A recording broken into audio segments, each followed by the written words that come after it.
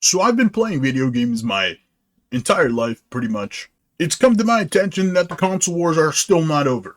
And yeah, they never will be. But the reason I bring this up today is because Xbox is trending on Twitter about doing some stuff with the Game Pass. They're being real secretive about some stuff. And I do want to talk about that, but more just about the console wars and my preference, because I have both right now, and I have played both my entire life. So which one do I find more suitable for me? Or which one would I recommend to a friend that's never played before? And for that, I think I have to go into a little bit of a, almost like a video essay, but not really because I'm not trying to spend 20 minutes here. I'm just going to go into a brief description of both. So if you start playing games and you say, oh my god, let me get a PlayStation 5 indeed. A PlayStation 5, because it's pretty fucking good, I would say. Obviously, the Xbox is more powerful, but the PlayStation, they have the games, and it's 60 frames, 4K, which you can't complain about that because who the hell would? You have games like Spider-Man 2, the first Spider-Man, Miles Morales, all four Uncharted games, both Gods of Wars, The Last of Us 1, and only The Last of Us 1, Horizon Zero Dawn, and Horizon Forbidden West. You have tons of new games that come out for the PlayStation every single year, and for the most part, they're actually all pretty goddamn good. By the way, keep in mind that these are exclusives, so that means you will never play them on another console unless it's PC, Steam. I'm pretty sure Spider-Man is now on PC.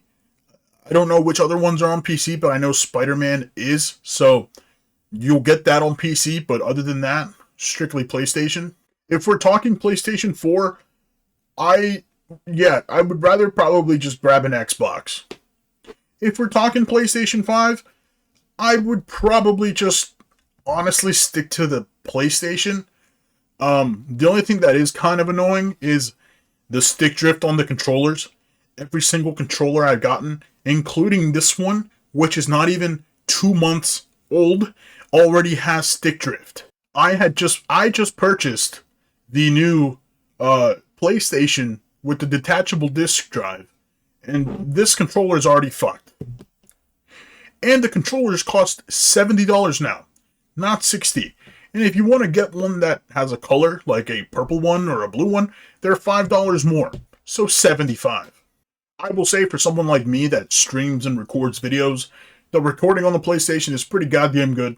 The streaming lets you stream to both Twitch and YouTube, which is awesome. Most of the games that you want to play on both platforms, like me, for some, I'll play FIFA, that's cross-platform. Call of Duty, that's cross-platform. Fortnite, Rocket League, all those are obviously cross-platform, but it's fine if you want to play those games. The other games, what's a good game that's not cross-platform? Elden Ring, that's not cross-platform. I guess it just depends what quality you want to play it at. If you want to play it at a higher quality with better stuff, Xbox is your way. If you're okay with 4K 60 frames, you can play it on the PlayStation. PlayStation also has Bloodborne, which is, for me, one of the best Souls games that has ever come out. The only thing is that it's last gen only, and it doesn't have a remake or remaster, so you have to play it at like 720p, 30 frames on the PlayStation 5. The next thing is the PlayStation Plus thing, the new subscription that has come out. It's absolutely fucking dog shit. Yeah, they like to advertise the game with like Spider-Man and God of War. Those games have been out for like a while, and I think God of War costs like $10.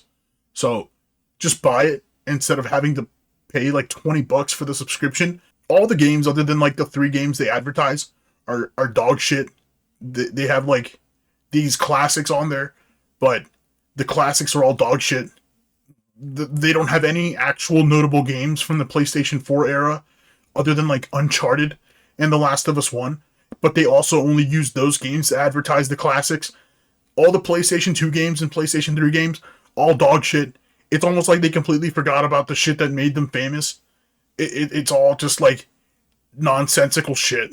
It's The subscription for PlayStation is the type of subscription where you hop on and get right off.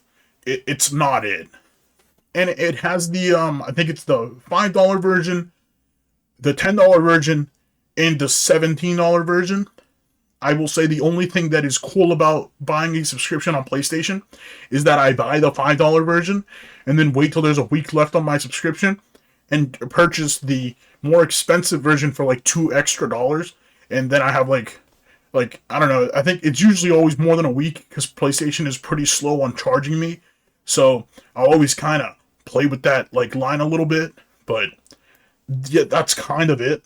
The free games that are also given out every single month, never good. They are never good. It is always probably some side-scroller shit that no one's ever played before, or it's a game that's been out for like 10 years. Everyone already has.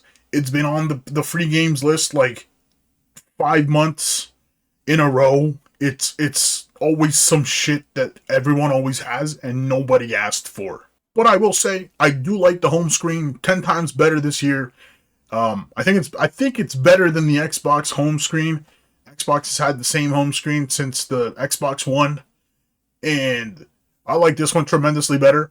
Although I will say, I don't know how to navigate the party shit. I've never been in a PlayStation party. I don't have any friends on PlayStation.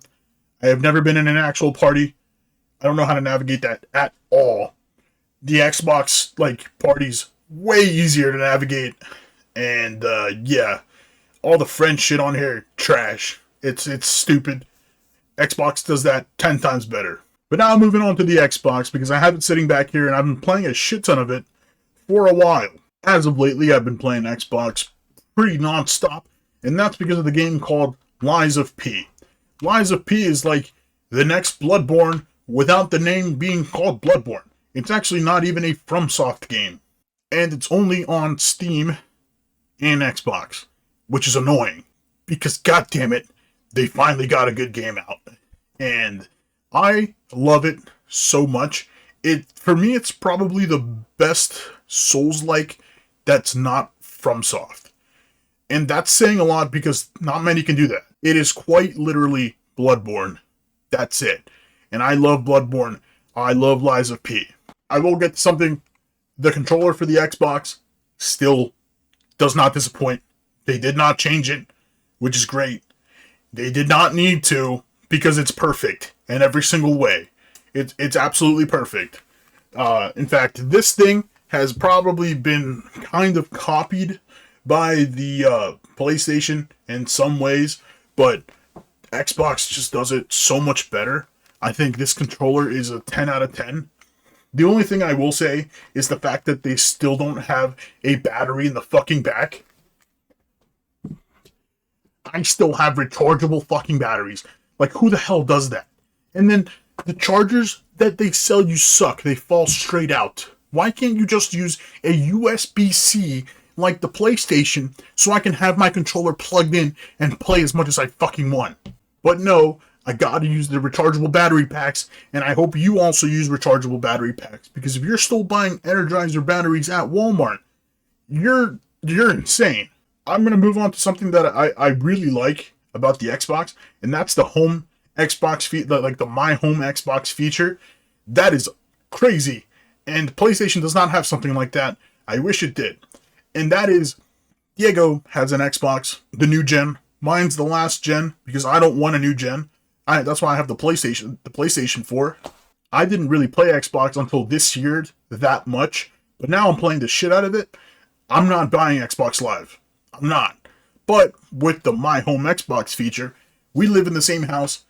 I can still put this one as Diego's home Xbox, and his Xbox Live is shared with me. I can download whatever game I want. I can play it without being signed into his account. It's fucking awesome. And PlayStation, take a fucking hint. Do that. Another thing, the Game Pass on the Xbox is actually pretty good. I will say. It's like, this is a unbiased view. Alright? If you love Fallout, they're on there. If you love, what's a good one? God damn it. Like the Walking Dead series, I played the first season. I didn't continue it. That's really fucking good.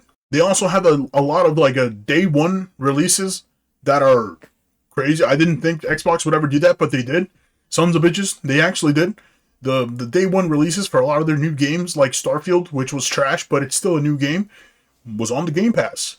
I didn't believe them, but they did it.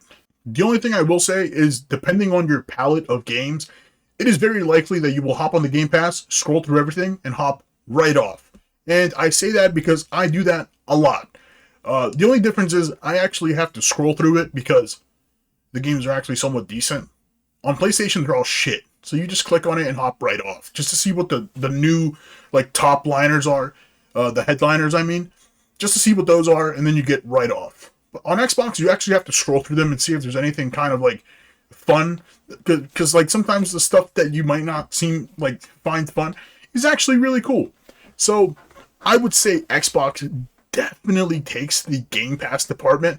If anything, I think PlayStation is just a blatant rip-off subscription. It didn't need to be like this. PlayStation has hold on. PlayStation likes to say they have a ton of exclusives. And they do if you have them all together, like I do, and you've never played them before, and you're going to play them all in a row right now. But if you've already played those games over the courses of the years, it's not much. It's really not. 2 exclusives in the last 3 years is not something to write home about. God of War Ragnarok was lovely. Spider-Man 2 was okay. I thought I could have been way better, but it was just all right.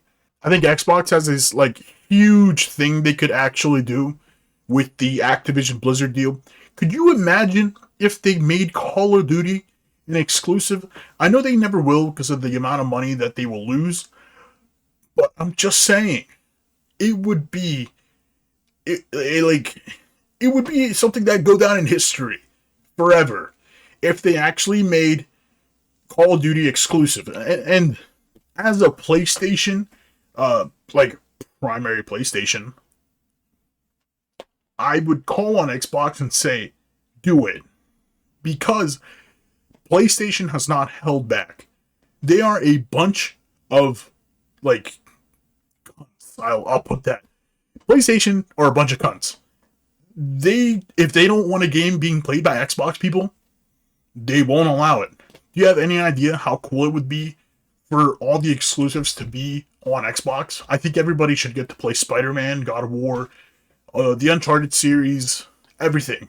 I think limiting your fan base to just your console because you're a bunch of assholes, I think it's pretty fucked up. But that also does bring me back to the exclusives for Xbox. They have been really lacking on the exclusive department. The only thing, I wouldn't even say Lies of P is an exclusive because I think it's also on the Switch. Don't quote me on that, but it wouldn't even be an exclusive anyway because it's on PC. But yeah, they're really lacking on it. The Halo sucked. Starfield sucked. Redfall sucked. I'm trying to think of other games that came out and sucked. That Scorn game, that weird creepy game, that shit sucked. The only games coming out right now that I can possibly see Xbox having that are probably going to be good is the Blade game that had a trailer come out for it recently. That could be good if they do it right. I think they have a huge problem with sticking the landing when it comes to these exclusives. I really don't know what it is, but I think Xbox is going to have a great next couple years because PlayStation seems to just be slowing down. They're at the point where their IPs are getting to... they just need to make a switch now that God of War, that should have been a trilogy, is only a double. What are they going to do with the God of War IP? No one knows. Spider-Man 2. Obviously everybody knows we're going to get more Spider-Man games, but now that we just got Spider-Man 2 this last year, it'll be a while before we get the third. Or another spin-off. So, I think it's Xbox's time to come in and, plop their freaking cock on the table and just go like, hey, this is us in all of our glory, and I think we're gonna take over the console wars. Because as of now, other than Lies of P, this thing plays Netflix and that's it. Lies of P and Netflix. So yeah, to me, the Xbox has always kind of been a Netflix player, like a really expensive Netflix player. With Lies of P, it's getting better, but I think they can definitely do much more. So, well, that being said, I just thought I'd share my opinion with you. I think I'm gonna go with.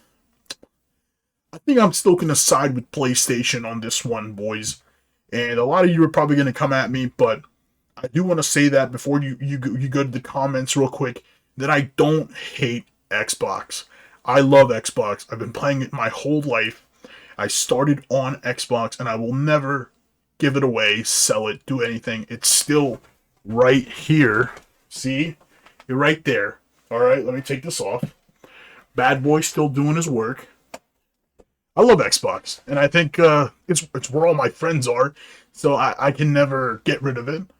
So I just got PlayStation for the games, and yeah, it's been me, Big Boy University, and I'll see you guys later.